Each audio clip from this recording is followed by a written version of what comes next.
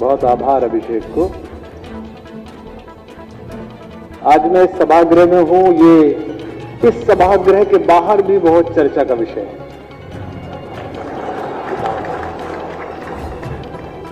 परसों जब से इसका पोस्टर बाहर गया है, दिल्ली के पत्रकारों को, अन्य दलों के बहुत सारे लोगों को बड़ी चिंता हुई कि मैं लखनऊ क्यों जा रहा हूं और अखिलेश यादव जी के बगल में बैठना है, प्रोफेसर साहब की किताब का विमोचन करना है। तो एक वरिष्ठ पत्रकार ने मुझसे पूछा कि ये कुछ अजीब नहीं है। मैंने उनसे कहा कि होता तो यही रहा था लोकतंत्र में, इन दिनों कुछ अजीब हो रहा है कि आसपास नहीं बैठ रहे हैं। आदरणीय मुलायम सिंह जी मंच पर हैं। हम उत्तर प्रदेश के लोग जब बाहर जाते हैं तो मुझसे अक्सर राजस्थान, मध्य प्रदेश के, बंबई के नेता पूछते हैं कि मुलायम सिंह जी की क्या स्थिति है, अभी क्या स्थिति है नेताओं में। तो मैं उनसे अक्सर कहता हूं कि आप अलग पार्टी में हो सकते हैं, अलग विचार में हो सकते हैं। हम उत्तर प्रदेश के लोगों के लिए मुलायम सिंह व्यक्ति नहीं है, एक इमोशन है, एक भावना है।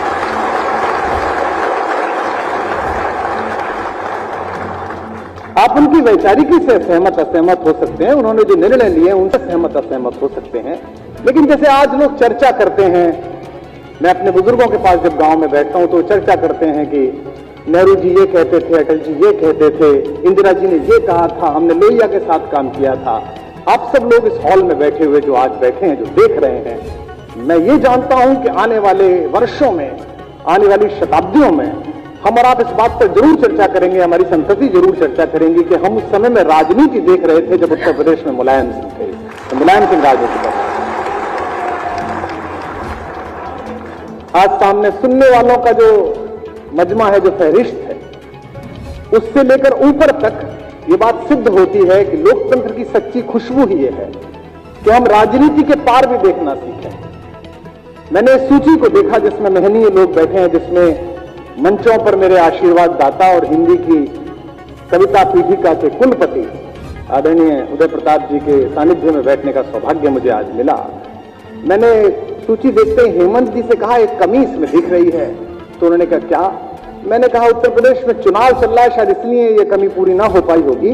क्या ही अच्छा होता कि इसमें भाजपा के भी कोई वरिष्ठ नेता होते, वो भी आते आज यहाँ पर मंच पर बैठते और प्रोफेसर साहब की चर्चा करते, उनका आभार व्यक्त करते, उनका अभिनंदन करते। यही तो लोकतंत्र की क्या सौंदर्य है, यही तो इसकी खुशबू है। हमने राजवंशीय व्यवस्थाओं से चलकर, हमने बार्बरिक एज से चलकर, हमने अलग अलग प्रकार का सफर करके इसको लोकतंत्र को तैयार करा है इस बात के लिए कि हम सदनों के अंदर, सड़क पर खड़े होकर, विधानसभाओं में, लोकसभाओं में, राज्यसभाओं में एक दूसरे से असहमत रहें, लेकिन जब हम एक दूसरे के व्यक्ति के गुणों के विषय में चर्चा करने के लिए इकट्ठे हों तो ऐसे इकट्ठे हों जैसे आज अतुल अंजान भी बैठे हुए हैं, आज मनोज भी बैठे हुए हैं, सब लोग यहां पर बैठे हुए हैं।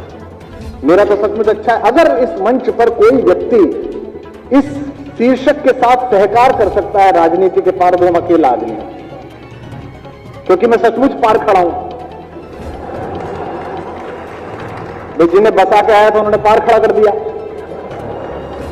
और जो दूसरे पार के लोग हैं वो सोच रहे हैं कि इधर आ जाए तो अच्छा है। तो मैं प्रोफेसर साहब को बहुत बधाई देता हूं कि हम और आप ही पार खड़े हुए हैं। लेकिन वानप्रस्थ के बाद प्रोफेसर साहब ये समर आपको अभी इस बात की अनुमति नहीं देता कि आप राजनीति के पार खड़े हों। राजनीति युग धर्म है, उसकी नब्ज पर उंगलियां रखना हर सचेत आदमी का काम है, चाहे वो पत्रकार हो, चाहे वो चित्रकार हो, चाहे कवि हो। आप चूंकि राजनेता हैं, आप पार्टी में हैं, आप राज्यसभा की शोभा हैं, तो आपका उत्तरदायित्व भी है। थकान आपके लिए अपेक्षित नहीं है। ये कहना, जब मैंने इस किताब को देखा तो मैंने प्रोफेसर साहब का फोन आया मेरे पास कि मेरा मन है कि तुम लखनऊ आओ, तो मैंने कहा ये किसने आपको सलाह दी कि आप 75 वर्ष इसका नाम रख लीजिए? क्योंकि मैं आज तक भ्रम में था कि आप 60 प्लस के हो। ये जिसने भी किया है वो निश्चित रूप से आपके यौवन से चिढ़ता है। तो आप यही मान के चलिए कि आप अभी उतने ही युवा हैं जितने इस समाजवादी आंदोलन के प्रारंभ से आपकी भूमिका थी। अखिलेश यादव यहां पर हैं, उनके विषय में बड़े सारी टिप्पणियां उनसे सम्मोहित यहां वक्ताओं ने की है, लेकिन मैं उनसे इतना ही कहता हूं कि आप संघर्ष करिए, आप लड़िए। आपकी इस देश को भी जरूरत है, इस प्रदेश को भी जरूरत है।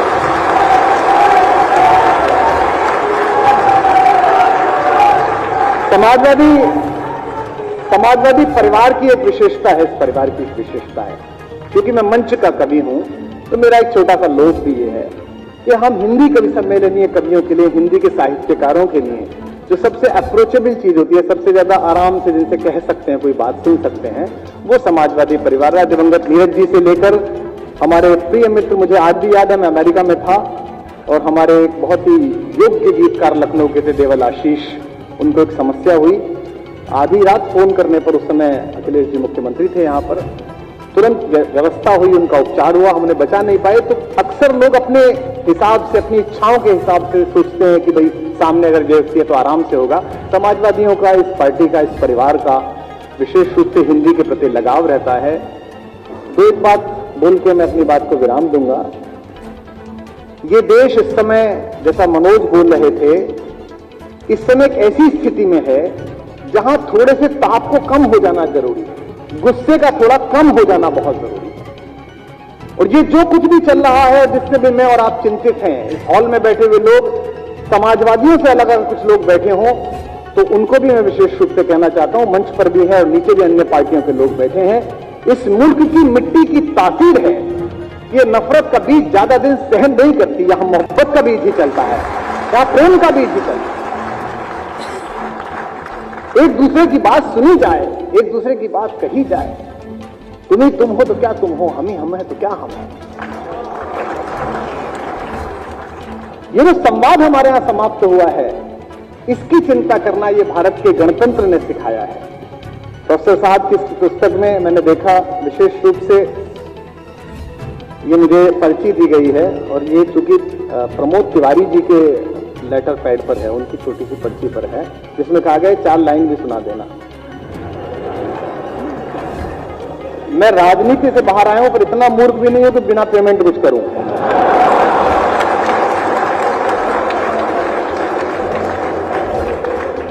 हमारा तो निजी रूप से जन्म ही इस काम के लिए हो गया है।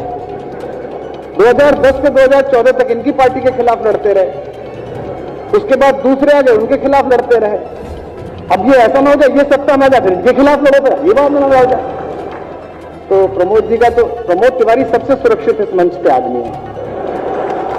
उन्हें पता है कुमार विश्वास कुछ भी बोले, उनका कोई नुकसान फायदा नहीं होना है, तो वो परम प्रसन्न है। तो एक संवाद का समस्या इस देश में है कि हम बात नहीं कर रहे हैं। मैं किसी पर टिप्पणी नहीं कर रहा, किसी राजनीतिक दल पर भी टिप्पणी नहीं कर रहा, लेकिन समाजवाद के जो नए लोग हैं और जो यहां बैठे हुए लोग हैं, वो भी इस बात की कोशिश करें कि हो सकता है आप ही अंतिम सत्य ना हो सकता है दूसरे का सत्य भी सुना जाना चाहिए। और यही हमने गणतंत्र में एक बातचीत का रास्ता तैयार करा है। इसको बचाने की जरूरत है, चाहे किसी भी पार्टी के लोग हों। इसीलिए मैंने शुरू में कहा कि यह सभी पार्टियों के लोग हैं, एकाध दल के लोग नहीं दिख रहे हैं। और मैं जानता हूं उनकी शुभकामनाएं भी प्रोफेसर साहब के प्रति बहुत है। वो एक ऐसे व्यक्ति हैं जो अजात शत्रु व्यक्ति हैं। जब अटल जी दिवंगत हुए तो हम यही कहते थे कि भाई अटल जी के विरोधी हो सकते हैं, लेकिन उनका कोई ऐसा विपक्षी नहीं है जो उनके रहने से असहमत हो। कुछ लोग जिनके रहने से शोभा होती है। आज हेमंत जी ने बड़ा सुंदर शब्द दिया रामगोपाल जी को कि रामगोपाल जी उत्सव मूर्ति हैं। वे भारतीय जनता पार्टी से लेकर समाजवादी पार्टी तक सबकी राज्यसभा में उपस्थिति होने के बाद उत्सव मूर्ति हैं। और एक मुझे सबसे सम्मोहक आज लगा, जो मनोज ने भी नोट किया, कि नेताजी जब मंच पे आए तो उन्हें इस बात की चिंता नहीं थी कि इस मंच पर कौन बैठा है, उन्हें चिंता थी नीचे कौन बैठा है। और आयु जब बढ़ती है तो बचपन लौटता है। कल भी मैं देख रहा था जब अखिलेश में संभाल रहे थे, जब उनको कह रहे थे कि आप बैठ के बोल दीजिए, तो उनके अंदर जद्दोजहद थी कि नहीं मैं खड़े होकर सबका सम्मान करूं, सबका हाथ हिला दूं, सबसे संवाद कर दूं। ये जो मोहकता है, ये जो लालित्य है, ये जो प्रेम है, ये जो स्पंदन है, ये तभी आता है जब आपने वर्षों काम किया हो, लोगों के लिए सोचा हो, जनता के लिए सोचा हो। मैं इस पुण्य अवसर पर बहुत बहुत शुभकामनाएं देता हूं। मैं इस मंच पर एक केवल हमारे जो मनोज है, इनके अतिरिक्त सबसे आयु में छोटा हूं, इसलिए मैं केवल शुभकामनाएं दे सकता हूं। मैं अपने स्वस्ति वाचन आप ले दे सकता हूं प्रोफेसर साहब, क्योंकि मेरा और आपका कार्य भी एक है। मैं भी विश्वविद्यालय सेवा में रहा, 17 वर्ष मैंने पढ़ाया, आपने भी पढ़ाया। बस थोड़ा सा गड़बड़ी हो गई कि मैंने जो शुरू की थी वो पूरी नहीं हो पाई, लोग ले लगे। आपकी वही है क्योंकि आपका परिवार है, आप वहीं पर हैं। तो और प्रोफेसर साहब कविताओं में भी रुचि रखते हैं, और सबसे अच्छी बात है कि हम उनसे कह लेते हैं। मैं अन्य दलों के लोगों से भी कहता हूं। कल रात्रि में एक परसों कार्यक्रम में था, वहां एक प्रदेश के मुख्यमंत्री बैठे थे। मैंने उनसे भी कहा था कि कवियों को सुनना सीखिए, कवियों को सहना सीखिए, क्योंकि जिन्होंने हमें सुनना अस्वीकार कर दिया था वो आज किसी को सुनाने लायक नहीं बचे हैं। दिल्ली में है मामला, ऐसा स्थिति है। तो सुनना सीखिए ताकि लोग आप, कई बार सत्ता अहंकार देती है, सत्ता आपको गुरूर देती है, जब आप इससे नीचे उतरते हैं तब आपको पता चलता है। छत्तीसगढ़ में मैं एक मंत्री महोदय के साथ यात्रा कर रहा था चुनाव से 2 महीने पहले। तो मुझसे बोले कि क्या हाल है, तो मैंने कहा जमीन हिल रही है, नहीं जीतेंगे। उन्होंने मानी नहीं, क्योंकि हवा में थे वो। थोड़े दिन बाद सचमुच हिल गई और फिर नीचे आ गए। तो आज आप संघर्ष के पथ पर हैं और आपको राजपथ तक पहुंचना है। इसके लिए आवश्यक है कि आप इस मंच पर बैठे हुए जो 3 महत्वपूर्ण 4 महत्वपूर्ण लोग हैं, इनमें आपके पास कविवर उदय प्रताप जी जैसी चिंतना होनी चाहिए, आपके पास मुलायम सिंह यादव जी जैसा संघर्ष होना चाहिए, आपके पास प्रोफेसर राम गोपाल जी जैसी योजना होनी चाहिए और आपके पास अखिलेश यादव जैसा उत्साह होना चाहिए, तब जाकर आप आए। तो मेरी शुभकामनाएं प्रोफेसर साहब को हैं। मुझे कहा गया है कि मैं लाइनें सुना दूं और ये प्रमोद तिवारी जी का आदेश है। और ये कांग्रेसी लोग हैं, ये मान अपमान भूलते नहीं है, मुझे पता है। और कुछ पता नहीं है इस देश में किस दिन क्या हो जाए, और हमको तो बिना पार्टी के जीना है अभी, तो इसलिए इनकी बात मान लेनी चाहिए। और वैसे भी बेचारे ये और हम 2 ही ब्राह्मण है, कौन सुनना है हमारी, तो हम एक दूसरे की सुन लेते हैं थोड़ा सा एक दिन ऐसा।